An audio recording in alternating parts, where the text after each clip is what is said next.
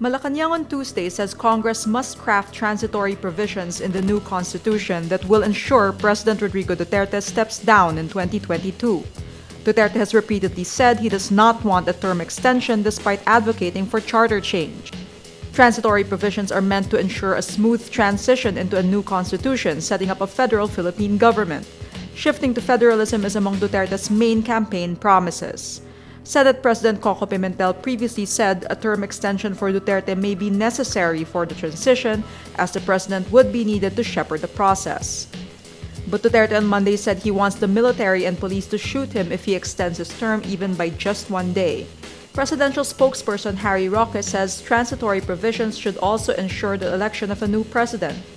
Roque says, quote, "Unless they want Leni Robredo to take over as transition leader, then they should make a transitory provision that would, for all intents and purposes, make sure that we would have a new president in 2022. Still on charter change, former Senate President Nene Pimentel tells his party mate, Speaker Pantaleon Alvarez, to reread the 1987 Constitution. This after Alvarez said the House does not need to wait for the Senate before it could convene a constituent assembly because the Constitution simply doesn't require it. Pimentel says the Constitution mandates that members of both the Senate and the House should propose amendments to the Charter. The Albay provincial government on Tuesday expands the danger zone around Mayon Volcano to 9 kilometers as an additional safety measure while the volcano continues to be active. The 1-kilometer advanced buffer zone is imposed to prevent locals from going back into the no man's land area. On Monday evening and early Tuesday, lava is observed flowing out of the volcano's crater. Alert Level 4 was raised on Monday after it spewed a giant ash column past noon. The Philippine Institute of Volcanology and Seismology earlier warned a hazardous eruption is imminent in the coming days. Follow Rappler.com for continuing updates. Solicitor General Jose Calida asks the Court of Appeals to reverse its decision freeing former Palawan Governor Joel Reyes and to order his immediate rearrest. Calida, in a motion for reconsideration submitted to the CA on Monday, says the appellate court should reconsider giving weight to the testimony of witness Bomar Edrad.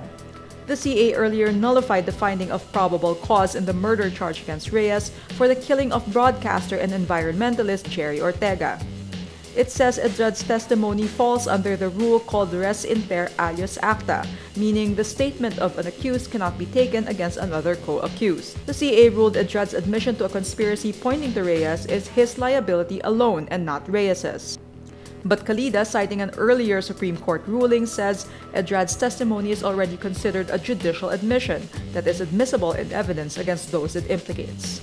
The Solicitor General adds the CA should have considered Reyes' flight as determining evidence of his guilt as part of probable cause. The former Palawan governor went into hiding before he was arrested in Thailand in 2015.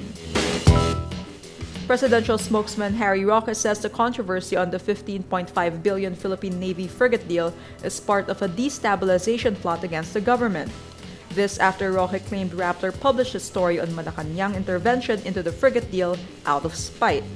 Roque says, quote, "I can also say issues being thrown at the administration simultaneously show that there is what seems to be efforts to discredit this administration."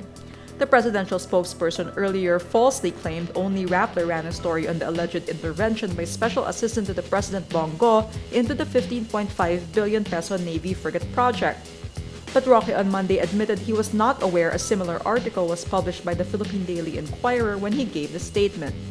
Duterte's spokesman also says it's easy to dispute the accusations in the articles because Malacanang was merely relaying the concerns of Hyundai Heavy Industries to the Department of National Defense.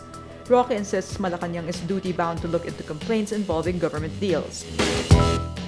The Philippine Air Force on Tuesday conducts maritime patrol over Panatag or Scarborough Shoal in the West Philippine Sea.